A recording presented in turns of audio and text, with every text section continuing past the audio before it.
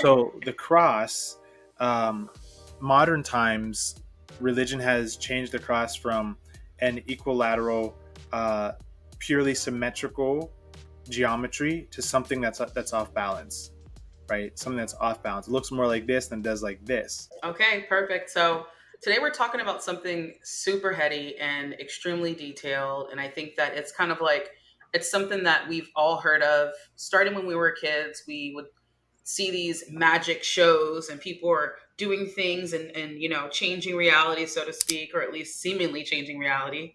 And then it went all the way until into the esoteric and learning things about Manly P. Hall and Aleister Crowley and things like that. So magic has so many different dimensions into it, but there's something that you said the other day, and you mentioned that everything is magic, and Mhm. that kind of like see it, like I envision it kind of coming together all into one, like literally everything being magic. So if you could explain what you meant by that and tell me a little bit more. Yeah, so greetings, Cosmic Frequency crew, everyone who's been a part of the journey so far. Thank you so much. We really enjoy you being here and supporting everything Cosmic Frequency. It allows us to do what we need to do so that you can do what you need to do. With that said, yeah, so everything really is magic. And what I meant by that was whether you're thinking, whether you're eating food, whether you're watching a TV show, you are operating in the field of ether. You're operating in the medium of the principle that sustains all things. Why we call one thing magic and not the other is because usually magic is knowledge or wisdom or application of that knowledge and wisdom that isn't understood. So it seems mystical, it seems magic, it seems mysterious. But the more that I've gone along the journey from my personal experience, I've discovered some really magical things, but it's really just discovering how reality works fundamentally. And those fundamentals are essential to being a magician, to being a magi. Now, if we get into the word magic, it comes from the stellar races, magi, or the Dor Cristil. And so magic really stems from the cosmos, ironically enough. It doesn't stem from, uh, you know, Albus Dumbledore and Merlin. They were not the predecessors, but they were the people who came after, the stellar races. The stellar races brought forth the comprehension of reality to, let's say, not so advanced people. And those not so advanced people would see things like starships, and they would call them dragons, and they would call them all these fancy things like the Quetzalcoatl, which is a word I think in Peru used to describe Thoth, but I think it means flying bird. If you really get into the etymology and you really break down the symbols of ancient civilizations, you'll see that everything leads to the stars, and the stars are constructed of magic, which is just ether, which is just energy. It's the source consciousness. So back to the Quetzalcoatl, flying serpent. I think that's what it is, flying serpent. But all the flying serpent is, and Tanisha, you can find a picture of this. It'll be perfect to show people. If you think of a rocket ship and it's blasting off in the sky, what do you see behind it? What do you see behind the rocket ship, Tanisha? You know what I'm talking about? Its tail. Right, which looks like this huge like fire. It's all this fire in this straight line, right? It looks like a flying snake, but it's also orange and red and yellow and all these different colors. That's what the primitives would have seen, and they thought it was like some being, but it wasn't. It was just technology. It was just technology. So magic is understanding how to apply nature to your everyday life. That's really why I say it's everything. It's that simple. Knowing how to apply nature or the principle of reality to your everyday life, from the most mundane things to the most expansive things. It's all magic. Hmm. You mentioned like alien life forms, and you didn't use that wording, but that's what I remember. So tell me a little bit more about how they're connected with magic and what do they use and what does that have to do with us? What does that have to do with us? I love this. Okay, so I'll go here. This is a relic. This is a form of magic. This wonderful bracelet that we're going to be talking about is a form of magic. Okay, this bracelet is a form of magic, right? Even the spirals on our fingers is magic.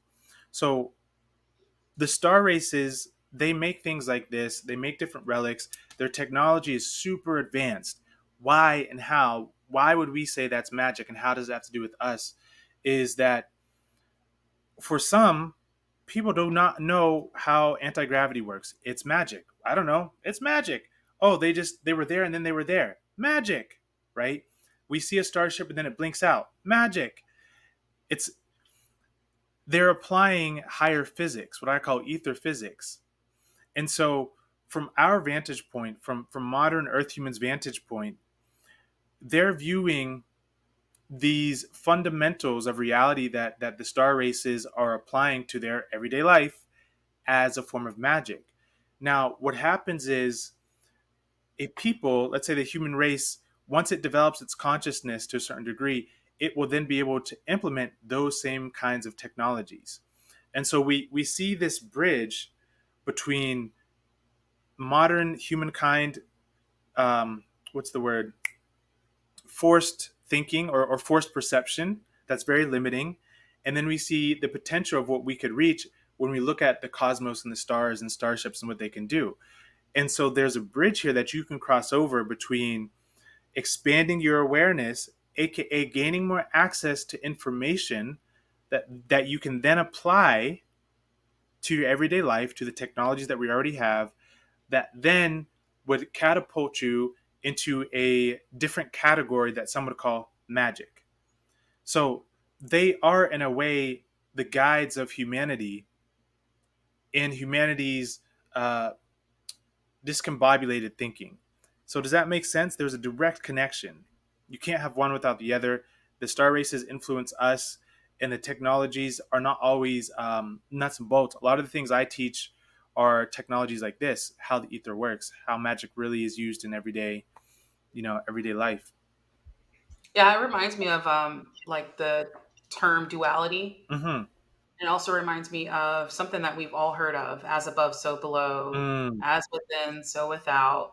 So, when considering these things, do you believe that in a way we have the ability to use our magic to do what, I guess I'll use the example manifestation, Mm-hmm. like we spoke about in our last episode? Mm-hmm. Can we manifest by using magic? And is it something that we can see, or is it something that's more of kind of like in, I don't know, something that's kind of invisible, like in our consciousness in a way?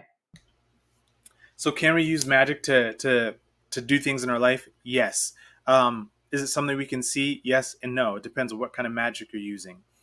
So the first part of the question, um, so for example, I'm just reading on my Kindle a really powerful book, and it's all about shapes and their ability to influence the ether. So anyone who is really serious about becoming a Jedi or a magician, like the real kind, to really understand this, you have to understand the fundamentals. I keep saying that, but it's fundamental, and that is that you're in a medium called the ether, the source. It's literally all around within. It literally is the only real thing.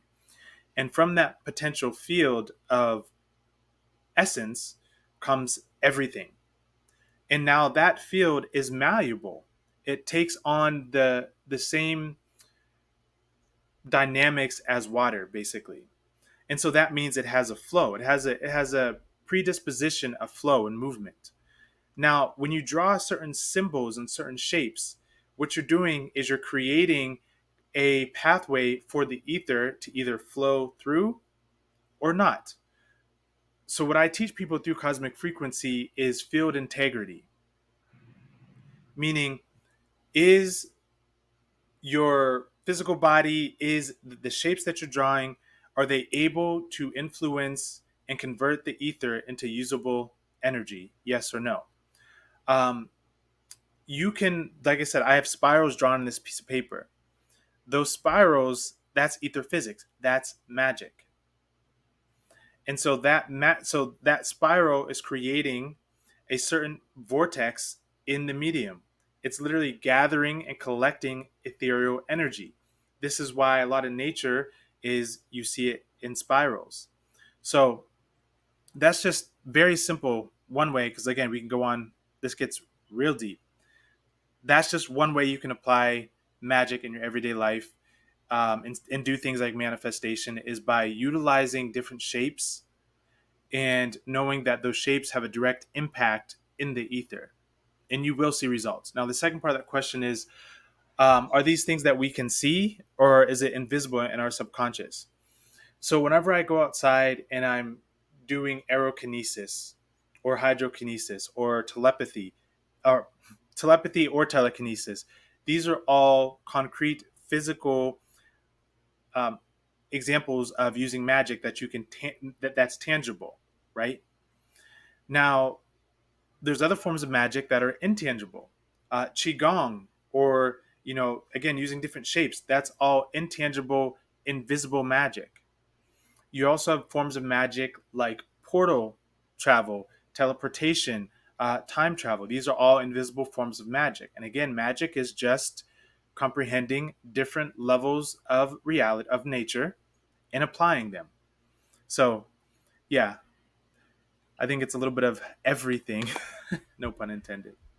Yeah, field integrity. What is that again? So field integrity is okay. So it's like this. It's about the atmosphere, um, atmosphere and external atmosphere. So this links directly to magic because, again, we're in a soup, a frequency soup, based on the thoughts you're thinking, the words you're saying, the shapes you're wearing. That determines if your field, your aura, is either going to be coherent or incoherent. All right. So back in the day, homes used to be built where there was really beautiful structures all around the homes, spirals and curves. And why was that? And well, hold on. Before I answer that, those spirals and curves led to the chimney, and the chimney was the spiral and curve that went down the center of the home, and then all this energy would pour into the home. So why Mm. was that? Because that movement and those shapes did what? They coalesced and they condensed and they converted the ether. They gave the ether a pathway to flow through, and it funneled it all down the chimney and into the house and into the home. And so now people were healthier, people were stronger, they were smarter, because the atmosphere in their field was in integrity, meaning it was constructive and it was able to flourish, versus a field that is disharmonic, where you might feel sick often, um, you might feel confused, you just might feel lazy and lethargic. That's because your aura is not constructed in a way that allows the ether or the source to flow through you and around you. So this is true for us, and we can use magic. This is all magic. We can use shapes to help us out, natural elements to help us out. Um, if you look at this staff that I have, it has a nice curve right here, right? So the ether naturally is going to follow this curvature, not only because it's wood and it's very strong and it's a natural element, but because of how it's shaped as well. So field integrity has been removed from society as a whole, because we have things like, everything that modern humans do is literally the opposite of field integrity. If you think of like the utensils that we used to eat with, the stainless steel, that's awful. There's no conductivity, there's no life force in there. It actually repels the ether.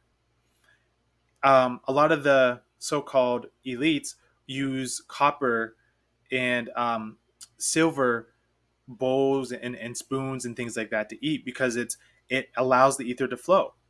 Victor Schauberger, some of his work, he was using plows to plow the field, but they were shaped in like a vertical heart, and it was made out of pure copper. And so whenever he ran it through the soil, it was the soil just naturally like moved like butter. It wasn't hard to move the soil. This technology is all but forgotten. But that was all field integrity. How can you get the ether, the source to flow through and within you in all areas of your life? That right there is magic, and there's different degrees of that. Hmm.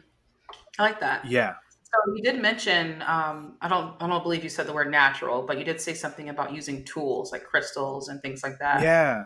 So what are some tools that people can use to create conductivity with magic or something? You know, Ooh, yeah. make it a little bit easier to use.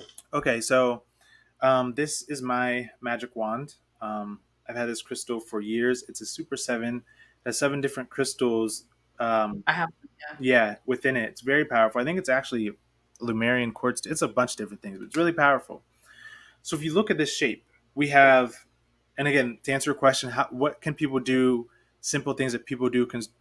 What can people do to start to enhance their magic in their field? Work with specific crystals that have specific shapes. So we have points here.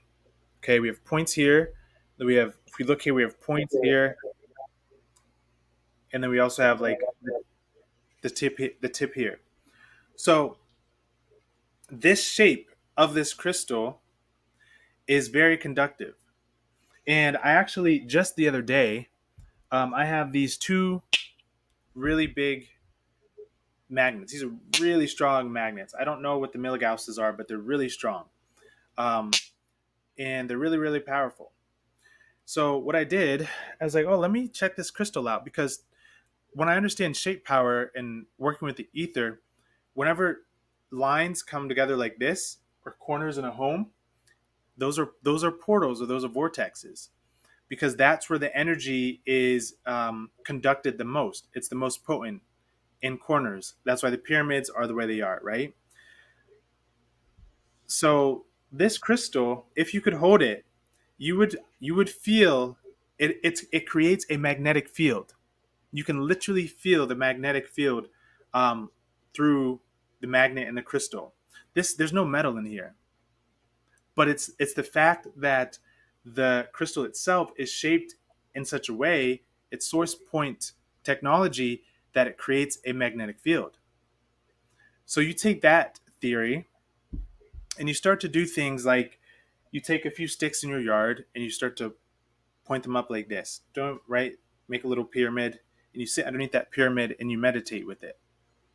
That is going to enhance your meditation and structure your field, your aura by 144% because you're creating a positive reinforced atmosphere for the ether. So crystals that are source pointed work with spirals. If you draw a spiral starting from the center and you go counter clockwise all the way out, that spiral, at the center of that spiral, is where all the energy is. It condenses the etheric energy from there. It condenses all the energy at the center. Now, if you draw a spiral from the outside and you go inward like this, now all that etheric energy is actually dispersed throughout the whole entire spiral, and it creates kind of a cascading array of colors and frequencies. If you draw a circle, all the frequency and etheric energy is condensed at the center of the circle. So there's different, very simple things people can do. Start drawing certain shapes and looking at those shapes and seeing if you can feel where the energy is coming from. Um, yeah, let me pause because that was a lot in and of itself right there. yeah, no, of course. So that was a lot of great information, by the way. hmm You did mention something that kind of sparked something in me, and I'll start with that after I mention this one thing, hmm and that was it seems like magic in a way has something to do with physics. So is it safe to say that if you understand metaphysics, physics in general, then you are a very highly powerful magician? So Yeah. I'll say it like this: if you understand ether physics, um, because modern physics, again, it's the a little truth mixed with lies. We have to understand something really important, that there's a reason why there's not many real magicians in the world, meaning people who really know how to manipulate reality with their mind alone. And that's because earth science is not equipped intentionally to give the masses the true keys of freedom. They give you enough to make it through your life, but they don't give you enough to enhance your soul and to understand the deeper workings of reality. So you're correct in that physics and understanding that principle and that fundamental methodology is key to becoming a very powerful magician. But you're not going to become a powerful magician or a well-rounded magician if you're only utilizing earth science. So I will say that. Absolutely. No, Yeah. I agree. And that reminds me of something that a conversation I just had with a friend. Her name is Heather Amunet Archer, Mm-hmm. and she speaks about a lot of different things. We're actually going to have her on pretty soon. Mm. But one of the things she's mentioned is the Anunnaki and how they would use the pyramids to like conduct electricity in a way, or energy harvesting was the term that she used. Mm-hmm. So that kind of reminds me of magic in a way. Like it reminds me of how many different stories we've heard of, and even today, how people are using ether physics to manipulate reality, Mm-hmm. and Mm-hmm. in a way that is magic. Yeah. So, other than that, you did mention too, and I don't remember the word you said, but it it reminded me of using symbols Mm. and being able to use symbols and different things that you can use to draw, and that that have been created to, in a way, enhance the magic that you're trying to use. So I have a question about that, because we've all seen the symbols and we all have different opinions based off of our belief systems. But um, in a way, we're using our belief to also enhance the power of that symbol, correct? Yeah. So there's so yes and no. Your belief starts it kind of starts the cascade of frequencies and energy needed to do the thing, and it does impact it. But at the end of the day, when you mix it with a symbol, like for example, if you draw a circle is going to be a circle. It's going to be a circle no matter how it's a circle. So no matter how much you believe that it's something else, it's still a circle. And I think what predominates belief is ether flow, right? So I could believe that I'm looking at a square, but it's a circle. So when it comes to symbols, a couple things. I love that you brought that up. You said the word draw. Let's extrapolate something here. And even me saying extrapolate is a foreshadowing of what I'm getting into next. When you draw, that's a double entendre. You are extrapolating a thought, an intention from the ether. That's why we say draw. We are drawing it out from our consciousness. And so when you draw something, that is as magic as it gets, because you're literally giving life to a thought. You're making it tangible. You're bringing it in from the higher ethers, and you're coalescing that energy and you're drawing it on a piece of paper. One of the most powerful things people can do to work on their magic is to um, write out the things that they want to see in their life. Draw pictures of it. Um, take spirals. If you want to manifest a car or whatever it is, I don't just always use that example. Draw the car and then draw spirals around that car. Because what are you doing? You are literally creating a vortex, and you're coalescing that focused thought, and those spirals enhance that thought, because now we know the magic of spirals.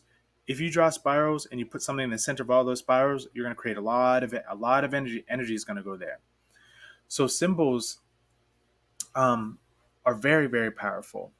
I like to use my own symbols because for me that feels the most pure. And this is why we're going to start a whole series of what I'm calling, I don't know if I'm going to say the name yet, but I have a specific name for the key codes, by the way, Tanisha. Oh, okay, Yeah, it came perfect. to me the other day. But we're gonna start sharing the key codes of cosmic frequency, which is a plethora of beautiful symbols. Um, I don't know if I answered your question directly. You did, Okay. absolutely. Okay. Yeah. So let's keep it going with the symbols, because I think that's really important. Because Yeah. whenever anyone pictures magic, whether it be Magic or Magick, Mm-hmm. there's Mm-hmm. always some sort of symbol that's involved. Mm-hmm. Mm-hmm. And unfortunately, because of, I won't name the specific modalities, but because of certain belief systems in our past, we all have different emotions whenever we see certain symbols. Mm-hmm. So let's say, for example, the pentagram. Mm-hmm. when the pentagram, which I didn't realize I was using interchangeably with the pentacle. Mm, So I yep, have to remember which is which. But when we see something like that, depending on our belief system, we immediately think, "Oh my gosh, this is bad," or we say, "Oh, I know that this is a symbol of the occult, yep, and it has this particular origin and yep. things like that." So when you think of the different belief systems that we have and how we see certain symbols, do you think that also can make that symbol less or more powerful? Yes, 144% yes. Can you hear me okay? Because my computer's I, buzzing. Okay. So, yes, I think that we can make it more powerful, and I think we can actually go back to the roots of what it was used for. I'm trying to think of a really good example, a really good symbol. Oh, man. So, the cross. the cross, right? Okay, let's start there. That's a good one. Okay. So the cross, um, modern times, religion has changed the cross from an equilateral, uh, purely symmetrical geometry to something that's off balance, right? Something that's off balance. It looks more like this than it does like this. This is totality, completion. This is unity, right? It's also diversity because you have one direction, another direction, but it's all formed in this equilateral, equinimitable, if that's even a word, but it's a really cool word, way. But this, you have imbalance. You have more, um, I don't know, it's just not balanced here. And so what I've done a lot of is go back to the base symbols from different cultures. The Celtic knot is a great one. I love it. It's the three what spirals. Now most people have no idea where that came from. Most people don't know that the Celtics and the Druids are the ones who predated Egypt and actually started Egypt. Egypt was not the original, you know, uh, powerful place on the earth. It was actually the Celtics and the Druids. My roots go way back to the Celtics and the Druids, who were very magical people. So a symbol has within it the intentions of the consciousness from the being who created it. So there's something that I like to do. If I come up with a new symbol in my meditation, I will focus an energy, a thought, a feeling tone on that symbol. So I'll see the symbol in my mind's eye, and I'll simultaneously be thinking of whatever I want to experience, more peace, more prosperity, expansion of consciousness. And so what happens is that symbol on a cellular and a etheric level it begins to have these little pulse waves, and those pulse waves are your thoughts. It's the energy that you're putting into it.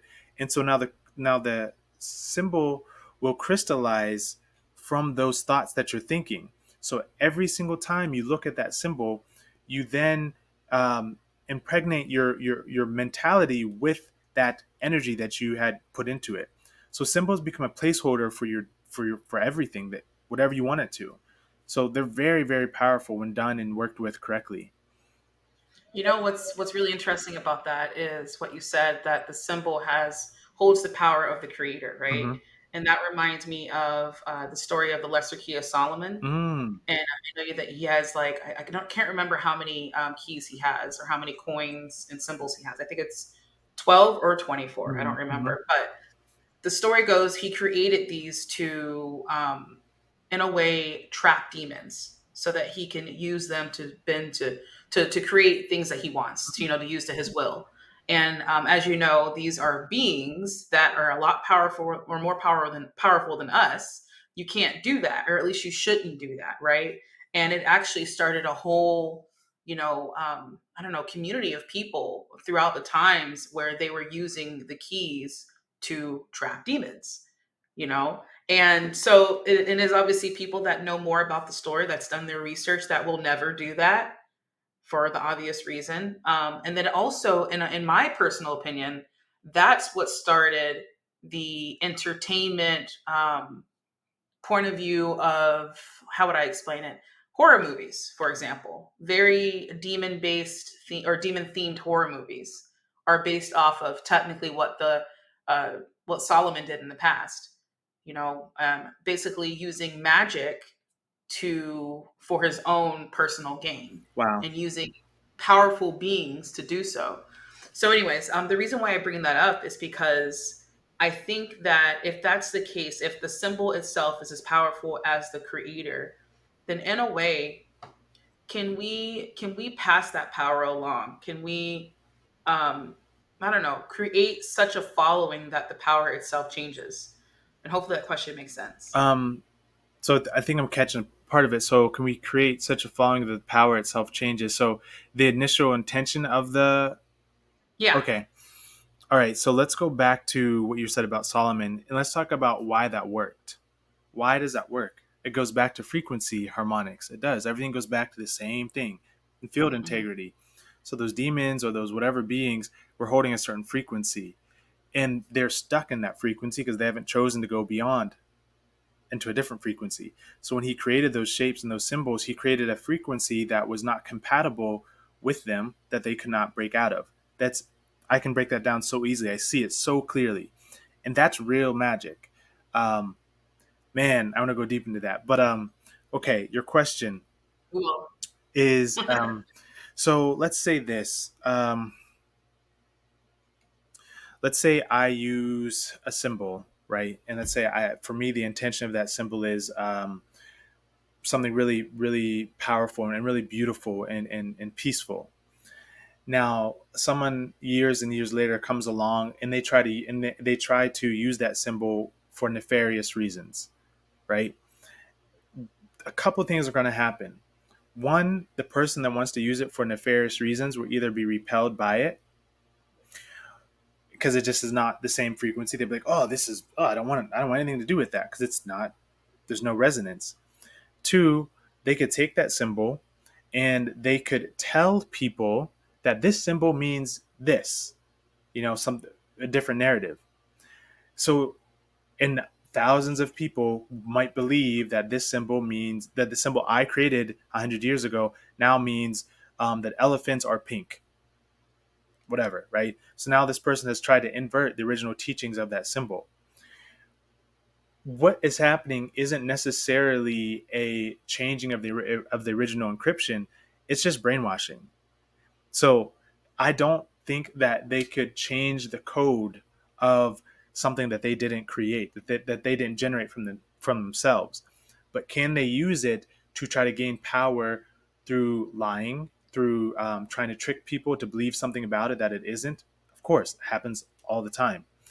So, and then they could create a following that way. But it's not because of the symbol itself. It's because the people believe this symbol means something.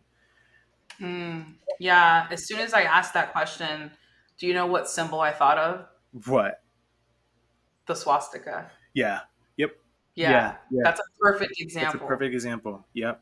Yeah, like or probably there's like a whole list of symbols out there. But anyways, the swastika is probably the most well known Yeah. because I mean, hello, it started off being something positive, Uh-huh. being something that's meant for something positive, and now it's like what it is. Exactly. Well, guess what?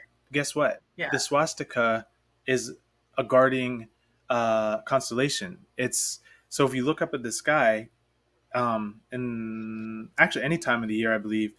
So let me just get my bearings. So that is over there, south. So north. So northeast. So northeast, you're going to see the Big Dipper. And at certain parts of the year, the Big Dipper, the handle's down here, then it's over here, then it's over here, then it's over here. It literally makes the swastika. Like I said, all magic goes back to the stars. The swastika What? is the Big Dipper. It's the movement of the Big Dipper through the northeastern hemisphere of the sky. That's what it is. That is its original creation.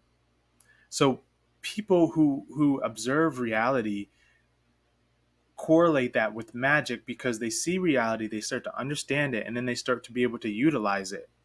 And then you have people who don't observe reality, they don't observe nature, and they are seeing with the people who do observe nature, they're seeing them do something and they say, "Oh, that's magic." It's just you just don't have the knowledge to understand what I'm doing. That's it. You can do this too, but you're too silly to even try. So, Sounds like Jesus. where do you think that came from?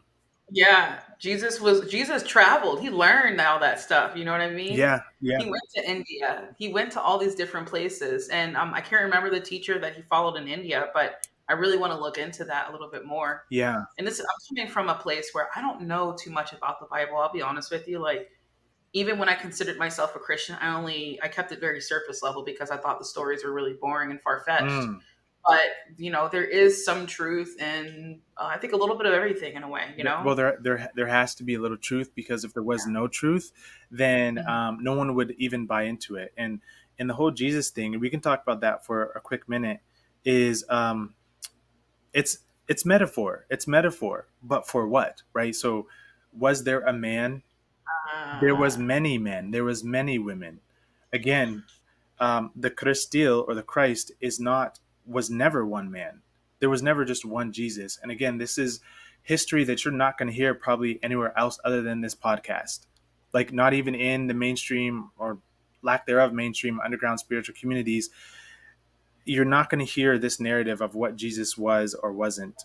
But it was a narrative created by Nero, which I have a past life experience with. This is all wisdom that I discovered noetically, but then found externally as to be true. Crazy stuff. But the teachings of that one man that they call Jesus was a conglomeration of men and women and Jedi Knights who were, and Knights Templars who were the Jedi Knights. I wonder if anyone's made that connection. Because the Templars get a bad rap, but originally they were some pretty badass, very powerful and peaceful men and women. But the correlation I'm trying to make here is those teachings from that one man that they say is Jesus were taken from people all over the cosmos.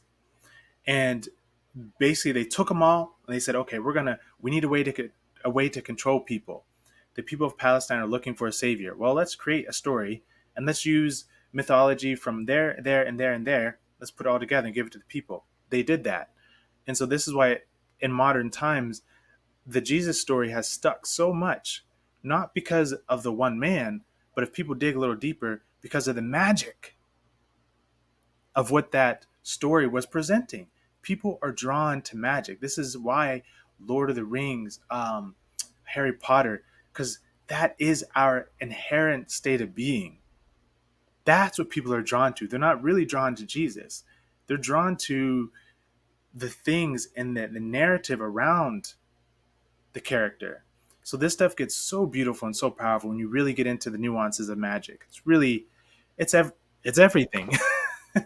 if you think about it, that's been really common in every story. There's always this protagonist that has these abilities that no one else has, and they're able to kind of, Exactly. sway the masses in a way. Do you feel like that's what's also going to continue in our future? Is there's going to be someone who is going to have these powers who like that we have never seen before, and it's going to create this sort of following that Mm. is very similar to Jesus. And I'm speaking of the Antichrist, by the way. But Go ahead, it's Steve. exactly where direction I was going with that one. But do you think that's going to happen again? Oh man, it's so hard to tell. I feel like humanity really is at a 51% tipping point, at least a 50.89% tipping point. We're right there, to where that might be an outdated narrative. It might be a narrative that just gets put to rest. We've played this story for so long, the savior who comes and does this. Now it's time for people to realize that they are the magician, they are the Jedi, they are the Dor Cristil, right? And as I am, so are they, and so is he, and so is she, and so are you. It's more of this grand cosmic awakening and this cosmic frequency that is coming through people that people really will start to feel. So I don't know if there's room for that story anymore. It's hard for me to tell, but that's just my take on it. Yeah. No, it makes a lot of sense. I think right now, people are more focused on, like you said, like learning more about themselves. They're Mhm. realizing, especially post COVID, Mhm. they realize that the powers that be don't have as much control as they thought they did, Mhm. and aren't able to help as much as they thought they would be able to help. Right. So Right. you're kind of fending for yourself and your family here, Mhm. at the end of the day. So that kind of brings me into some belief systems when it comes to magic. Let's talk about, without going too specific into it, because that'll be like the next 3 hours. Let's talk about different modalities that really put focus on magic, like um, hermetic laws. We could Okay. talk a little bit about the Egyptian mystery schools. Yeah. Technically, that's still connected, but I haven't gotten too far into it. But just those are just two examples. People, it's like certain societies that have come to the conclusion that they can use magic, and how is that something that maybe we can tap into today? Yeah. Maybe more modern magic. Yeah. I love that. More modern magic. I love that. And I think I said this in one of our other podcasts is I don't really like saying ancients just because it creates um, this Disconnection. connection. Exactly, you get it exactly. And for me, it's timeless information. If it works here, it's going to work 100 years from now. But I understand. So um, the Egyptians, the Celtics, the Druids, the Mayans. So here's something that we have to understand about history. History was is written and was written by the victor. Now, just because something is not mainstream history doesn't mean it's true, but it also doesn't mean it's false. It means that we have to just discern, right? We have to feel with our hearts to see what makes sense. So when we're talking about magic from ancient cultures, we're talking again about something that's timeless. The ether is going to flow how it flows forever because that's how it flows. So whether you discover it and you create something like a pyramid or you create something like a piece of jewelry, um, you've discovered a modality that can change your life. We have people like John Keeley who've discovered magic. We had Wilhelm Reich. He called it orgone, right? The orgone generator, which was his word for magic or the ether. Victor Keeley called it something else. Not Victor. Victor Schauberger called it something else. Someone else called it, Tesla called it something else. So we're all saying the same thing, but we're applying it in different ways. For Tesla, his was the electrical side of magic and getting people to connect globally, right? For Victor, it was how to help the earth. He watched water spin and he saw the vortices that were created in flowing rivers. What happened was he observed that in nature, the riverbanks didn't erode. And he was really curious, like, why doesn't the riverbanks erode? And then he went into man-made cities and things like this, and all the riverbanks were eroding so much to the point that they had to construct concrete slabs to keep the mud floods from happening. So he was really curious about what happened, and he saw that in nature there's a vortex, there's a spiral, there's a way of movement that is consistent with the flow of the ether. Field, it's field harmonizing, so there was no erosion. So he applied this to the tools that he used in his life back in that time. For us in modern times, we can start to look at these past ancient civilizations not so much for the tools that they use because people want to jump to the Ankh or something like that, but you got to understand how was that instrument influencing the ether. And by the way, the Ankh is not what we think. It's not a Egyptian thing. It's actually a symbol that's actually made from the joystick of a starship.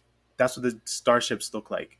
It's a symbol that people found years and years ago, and they revered it to the gods who could fly, who had eternal life. But really, what the translation is that the Ankh is actually represents eternal life because the star people could time travel. They understood they aged very very slowly. They didn't have birthdays. And so, again, another symbol that's severely misunderstood. It's just a joystick in a starship, nothing magical about it, ironically enough. So Hmm. there's a lot of fabrication in symbols because people simply they cut out the cosmos. They cut out the ET races, and the information that is shared about the ET races in the cosmos is very secularized and it's very controlled information. But when you break out of that box and you start to think noetically, you discover some things that are literally out of this world, and it just clicks things in place and makes so much more sense. Um, so yes, modern times we can look at these cultures, and we need to get to the root of how those instruments influence the ether, because that's where you're going to find the magic. Wow, I had never heard that story before. Like, that's gonna send me down a rabbit hole for sure. I know. Yeah. Yeah, that's so interesting. I don't know. Okay, Yeah. so going back to when you mentioned discernment, Yeah. um, I thought that was interesting because I feel like with people who we'll use seemingly demonic symbols for an example. Mm-hmm. So okay, so we have people who believe one thing, and we'll just say Christians for now, and we have people who are a little bit more well, let me not say that. People who aren't, who don't consider themselves Christians. Now, I have a symbol on the back of my car, and it's the seal of seven, it's the seal of seven angels.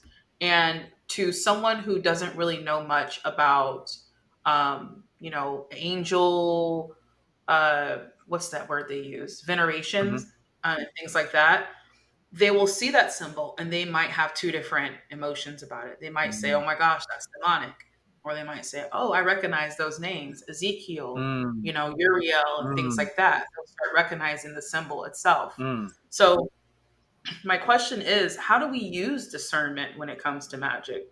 Because that's something that you really do have to learn individually. That's not something that you can be taught, That's it. and it's tough. People struggle with it, whether it be Christian or not, Mm-hmm. because Mm-hmm. discernment's also a Christian term. How can we use discernment to determine whether a specific thing that we're interested in is something that is in line with our path? I love that question. That's a wonderful question. And I think the short answer is self responsibility. You have to really know yourself, and not the self that is named Chris and has this and does that. You have to go beyond your identity and sink into the essence of what you are. That's the only way that I could really start to discern things, because everything is so convincing. Everyone is such a good teacher. Everyone is so, enlightened, and but this person says this. And so I was like, well, where's the truth? How am I supposed to make any sense out of these symbols, that teaching? How do I do that? And I realized I had to let it all go. And I had to find and connect with my inner source. And once I was able to do that, I was able to now view from fresh eyes that were unfiltered. Because most of the time, when people have a hard time discerning truth from fiction or right from wrong, whatever, it's because they're viewing reality from a predisposition that was given to them, usually as a kid. That's really what it comes down to. And so they have a hard time seeing the truth because they can only look through a certain perspective. So if you really want to get good at discerning something, you have to let go of what you think to be true. Let it all go for a week, a month, a couple of days, a couple of years, and naturally go back into your own heart space. Clear your mind, spend time in nature. For me, that's been a life changer, is getting out in nature, because nature is unbiased. um, you're either going to be transformed by it or not. So you sit in nature, you sit by water, you allow your aura to be cleansed, and you just allow yourself to be. When you get to that place of being, you can then start to look at reality from that pure, loving innocence position. And now when you look at a symbol, you're going to feel almost immediately if that's for you or not. But also, let's say it is demonic. You're going to be strong enough to go into it without being overtaken by it, and figure out why this symbol was calling to you to begin with. Maybe there's some connection that is actually beneficial. So you actually become stronger than the darkness. You don't have to, be terrified of it anymore. So yeah, I love that question because it speaks to self responsibility. Um, and then after that, the second part of that would be to ask questions. Don't stop asking questions. You know, allow your beliefs to be challenged. What do you think is true? Does it hold its own weight? or does it only make sense in a certain field of thinking? Is it universal? Can you apply it or not? Right? These are some great ways to really get good at discerning. Yeah, I love when you said nature is unbiased. Hmm. That was powerful. I love that. I mean, we need to get a T-shirt that says that. Yeah, yeah, it's true. Yeah. It is. It's. I mean, you could be the worst human being of all time. You go sit by a stream for a good amount of time. You're gonna feel something. It's gonna speak to you. The principle of reality is neutral.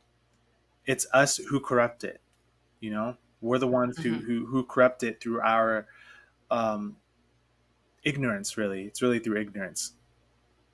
Yeah, and ignorance not even in a bad way, just not knowing. Just simply not. You know, we know what we know until we know something else. You know. That's why nature's unbiased. It's like, okay, you Yeah, don't know yet. I'm still here. Whatever. yeah. I mean, ultimately, everything that you just stated, it just seems like it all comes back to consciousness and raising your frequency. Yeah. So, you raise your frequency, you start learning more about your own discernment, start getting used to being able to discern things, Hmm. Hmm. um, and also, like, I love when you said going into it without being overtaken by it. I think that's really That's important. so. Yeah. And yeah, I think that's also like personally. I started learning more about, and I can't remember the name, but it's basically demonology. Hmm.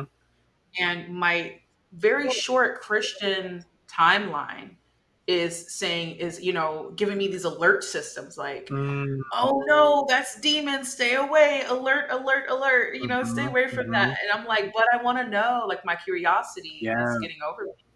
I really want to know more about that. So I had to take a step back and get to the point where I was comfortable enough to start learning a little bit piece by piece Hmm. from not a fear-based mindset, which again, the fear is coming from something I believed a long time ago that still is a part of Hmm. me. And that's the thing that I have to work through. Wow. Wow. Well, you sharing that is going to be really powerful for people to hear, because even that word demonology, oh, don't talk about it. You're going to feed it. It's not how it works. You have to be a well-rounded soul. You cannot be a light being without knowing the deepest and darkest places within you. And so, the souls who can transcend their own thoughts and their own, shitty behaviors and all that stuff, um, and then go back into that darkness but still maintain their frequency, those are the powerful ones. And I say that as a reflection to what you just said. Kudos to you, because I've studied some pretty intense things, not because I liked it, not because anything other than there's a golden nugget in there, and I'm gonna find it, and I know I'm strong enough to handle that frequency, right? And so I've had to study things like, about CIA projects and Superman project. That story was crazy about the super soldiers that they were doing. That thing, it was scary reading it, but I wasn't afraid. It's this really weird energy where it's like, whew, I'm just kind of going through this. Where's the wisdom? Yeah. Where's it at? And what I found by studying like the super soldiers and that whole thing, there's this guy was a really good dude, but he got eaten by a system like they destroyed him. But what I learned was they couldn't break him ultimately because they didn't allow him to. He did not let go of his inner mind. So they did all these awful experiments on him, and they were able to hypnotize him and all this stuff, but they couldn't fully control him, and they were forcing him to have like out of body experiences and stuff, like awful one. It was crazy stuff. But like I said, he and at the end of this PDF I read, he said something like, at the end of the day, I still am who I am. I still know what I know.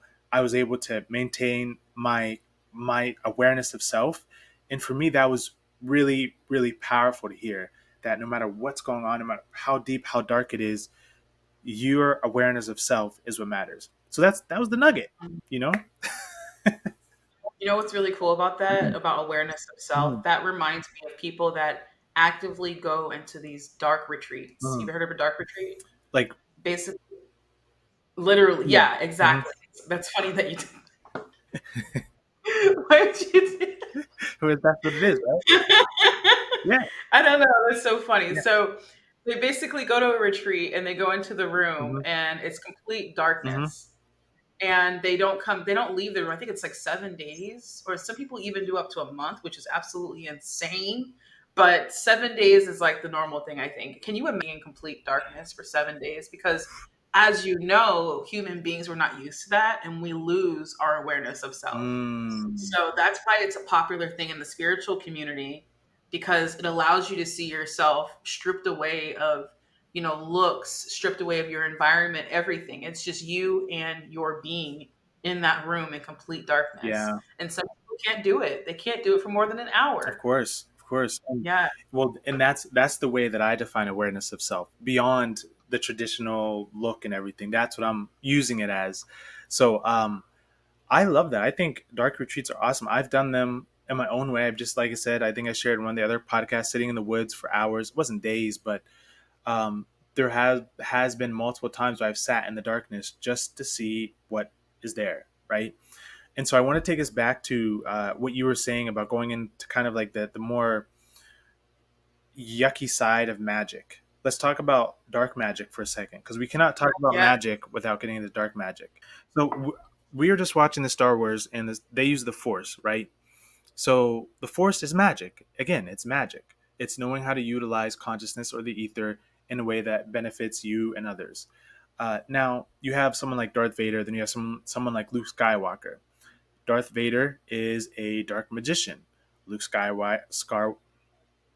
Luke, what's his name? Skywalker. Skywalker, thank you, is a light magician, um, or a benevolent magician. Now, what makes something dark is that it corrodes and corrupts itself. That's what makes something evil or bad, that it's not self sustaining. So we were watching Star Wars and they're like blowing up planets. And I thought to myself, if they just keep doing this, if Darth Vader and the crew, if they just keep doing this, there's not going to be anything to blow up. They'll be the only ones in existence. So eventually it's going to backfire on them, right?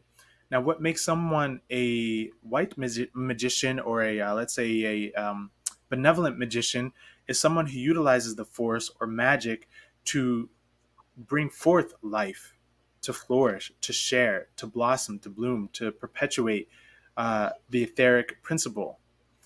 And so, how does one enter into something like dark magic? It usually stems from a deep, deep misunderstanding of themselves, and usually deep trauma. Now, people can go through trauma and still come out amazing human beings. Others go through intense experiences and they don't come out the other side as amazing human beings.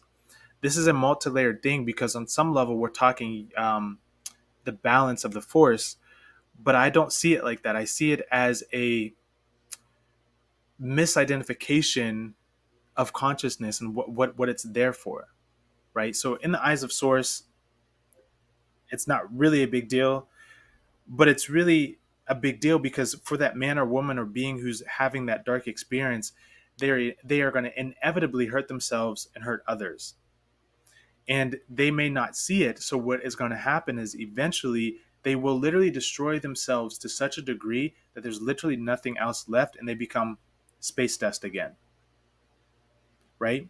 So nature always has within it a fire code or a firewall. So for people who are using dark magic, your time is very limited and you can't do it forever. Even if you feel like it, it's not going to work out for you. It's just, it's not up to me. It's up to the source. That's just how it goes. So I just wanted to drop that little note and let people know, No, you know? I'm happy that you brought that up, because I did definitely, that was something I wanted to mention. Um, when you said that it's not self-sustaining, Mhm. that reminds me of, some stories that we've heard of in the past, like Snow White and the Seven Dwarfs. Mm. How I forgot the mother's name, the stepmother's name, Mhm. the one that she would look in the mirror Oh, and she needed to take the souls of younger women because she was literally, falling yeah. apart. Mhm. And there's so many stories like that in the past of people using magic, and it basically, unless they're able to keep it up, Right. what happens is they start deteriorating Mhm. in a way. Yeah. So if you guys are, like you said, if you guys are using dark magic, and even if you don't consider it dark magic, maybe it's magic that is, like he defined, that isn't from you, that isn't self-sustaining, then just kind of keep that in mind, that it is taking a part of you. And I don't remember the right term, but basically it's stating that when you're giving, when you need something, there's always something that you have to give in replace of that. And how much are you willing to give for this thing that you want, and is it worth it? So And that brings me to, and I'm okay if this goes a little longer too, because I know this episode is going to be set a little bit longer. Um, oh man, where'd it go? No, what? So just finish your last thought. self-sustaining, and that you have to give a little, and you have to be willing to deal with whatever repercussion you have, whatever repercussion you get from that. Hmm. um, Okay, I don't remember what it was, but so I'll just jump into my next point. That'll come back later. Okay, so skipping back before we go into this other point that I'm trying to remember, I have written here the Apis bull. So this is talking about symbols again. So I know I just jumped back, but so mhm, symbols. Um, the Apis bull is the thing that we see like on the Red Bull container, that little bull mhm, with the red horn or red sun or something like that. That's also mhm, a stellar symbol. That's a symbol that came from ET races, and it was used years and years ago by I think it was people who were going to war or something like that. But basically, they took that symbol and they started to utilize it, and it's for the star races. It doesn't mean the same thing that it does here on Earth. So sometimes what happens with a lot of these symbols is um, people in high places will down a starship and they'll take some of their technology, Ankh, starship thing, right, joystick, or their symbol, and then they'll apply it to modern society, and they'll say, "Oh, this is just a logo design." But that's the thing about oh, there we go. That's the thing about dark magic is it can't generate its own thoughts. It can't perpetuate its own energy, right? So it needs to take it from something else in order to have any kind of experience. And so most of these symbols that we see in mainstream come from the star races. And you can start to look at reality totally differently when you really start to dig into what these symbols are and where they come from. Everything really does lead to the stars, and everything really is magic. You just have to know what side of the fence are you on. So going back into the dark magic portion of it, um, someone who like the lady in Snow White, right? So she's using them to generate her youthful appearance. People don't understand the detriment to a soul when they go through something like that. Like on a soul level, you have to. People will call this karma. It's not really karma. It's just the natural playing out of your actions. If you're doing things like that, whether it's for personal gain or popularity, if you're trying to take a shortcut through the spiritual experience, nature is going to kick your ass. Like sooner or later, something's going to come back around as a direct reflection of the energy that you're giving out, right? So we're in 2024, that's an 8, that's the infinity sign. It's a loop. So what you did a couple years ago is now coming back to you for better or for worse, because nature's unbiased. It doesn't care. So for those of you who think that you can get away with things, and I'm talking into the astral right now, those of you who think you can get away with things, keep on thinking, but you can't. Natural law has within it the code of harmony. If something's out of whack, it is going to do everything, and it will do what it needs to do to harmonize itself into homeostasis and purity again. So, yeah, this I don't know. I feel like this is really important for people to hear on this episode. absolutely.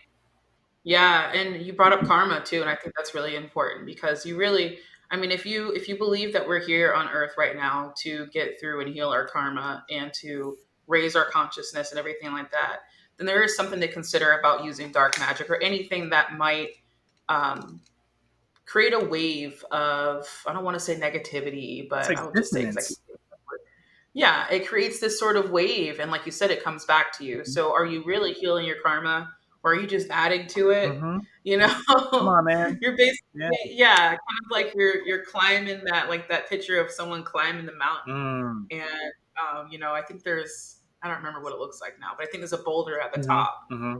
and you have to like push the boulder up the mountain just to get on the. I don't know, you know what I Mm-hmm. mean? But Mm-hmm. it's one of those things. It's like, do you really want more karma? Right.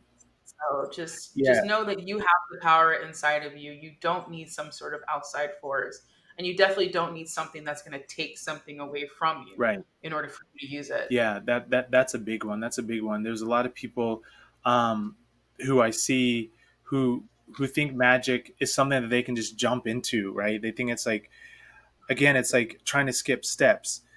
They want to learn about teleportation. They want to do this. It's like you don't have the right mentality to even get to that point. Sometimes something is sometimes magic is simply sitting and being still and watching, I don't know, an insect fly around. Sometimes it's really that simple. And a lot of people want to skip the steps and get into, it's like society, social media has trained us to forget the process, right? So it's always a quick hit, quick fix. Oh, now. Entertainment. Entertain Spiritual entertainment is one of the hottest industries right now. It is. It's become a commodity. And I feel like people like myself are becoming more of a rare breed, because I'm not willing to do anything other than the natural process of what I need to do to be the best man, best being I can be. While others do want to take these dark magic shortcuts, and yeah, they get the fame and they get all this stuff. But again, like we said, your days are numbered in that way. And it's not even that like anyone or any being is mad at you, it's the natural consequence of an action. You are now in resonance with a frequency that is disharmonic or demonic. Interesting that those words sound so similar, right? Hmm. So I do this thing where I say life, Life. So you have Life, and then whenever you're alive, you're living life, right? Life.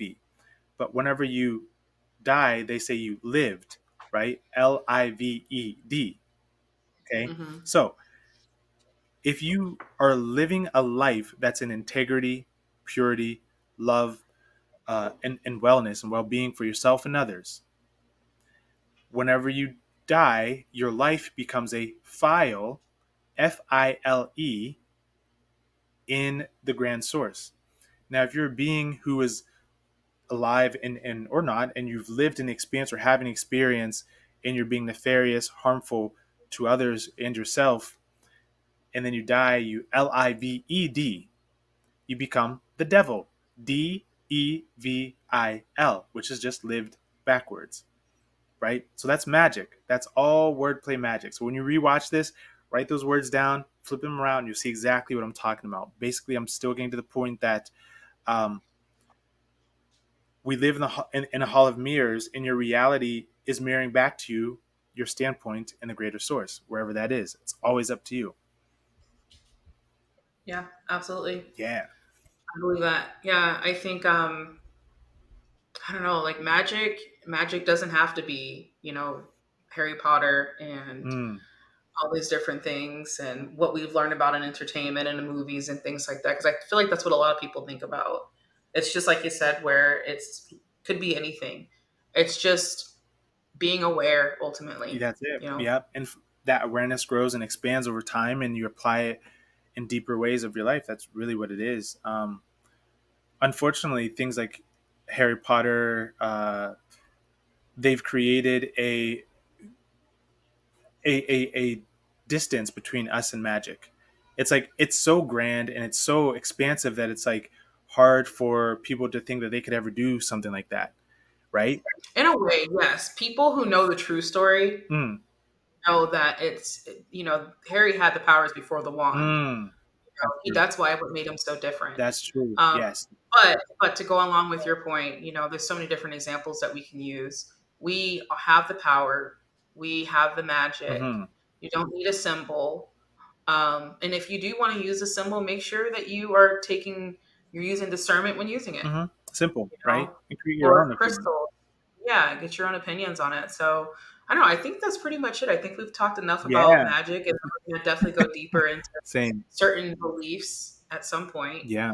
Um, so let's go down the list here. What do we want to talk about? I think that if we bring up your Contact at Sea, that's coming up in September. Mm-hmm. Yeah. We still need some people, to sign up for that. We're still open. Mm-hmm. We have the availability. We still have space for you guys if you're interested in going out from Seattle to Alaska. Mm-hmm. You get a chance to meet some indigenous tribes that are along the way, other than the amazing views of major, what's it called? I'm Glaciers. blanking right. Thank Yeah. you. Glaciers that you're going to be able to see in the water. Oh my gosh, it's going to be Yeah. amazing. What else? We have some interviews that are coming up. The one with George Noory from Beyond Belief is dropping very Yep. soon. Sean Michael Will, Kelly. yeah, Sean Michael Kelly. What else am I missing here? Yeah, so we got Sean Michael Kelly, we got George Noory. There might be another podcast coming up in the next couple of days. I'll tell you about with Awaken Mind podcast, which just popped up like today.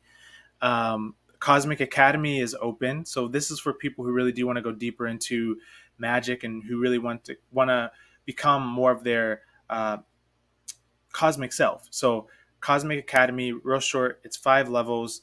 Levels 1, 2, 3, 4, 5, all about starting you from just your basic thoughts and moving into how those basic thoughts can be the catalyst to the greatest transformations you may ever go through, spiritually speaking. Um, and becoming a Jedi. And I don't mean that in like a silly way, but there's a real order, there's a real practicality to being a human being who is aware of itself in the greater cosmos and who is in resonance with that. So yeah, Cosmic Academy is a real thing. It's going to be really, really powerful for people who want to join. Absolutely. Hmm. Yeah, I'm excited for it. And I think that we have a lot coming up and it's going to be Me amazing, too. and including the next episode. Yeah, yeah. I could talk about magic all day long, and I'm like, man, I didn't even get into like what I personally do for my Yeah. magic. Oh, yeah. We did forget to talk about that, didn't we? Oh my gosh. That's okay. Okay. We could do that for a part two, but I think this was a good Yeah. intro. Thank you, T. Thank you, Cosmic Frequency crew.